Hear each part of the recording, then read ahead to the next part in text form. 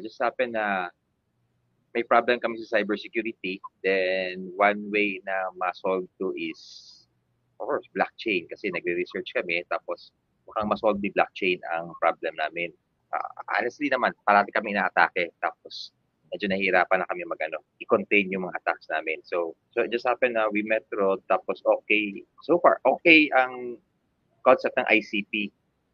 So, nag-proceed kami. Actually, may initial training kami ng February. Tapos, next week, ngayon, this Monday, meron na kaming formal training talaga. Ang LGU Davao kasi maraming departments. Hindi lang ibig sabihin IT project lang.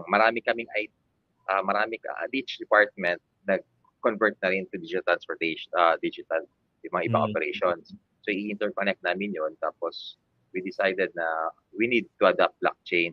Sa ngayon, security lang, tsaka basic lang. Pero, maraming mga offer si blockchain na ma-adapt namin. For later on na lang siguro, one step at a time lang muna, which is security and yung core ni blockchain.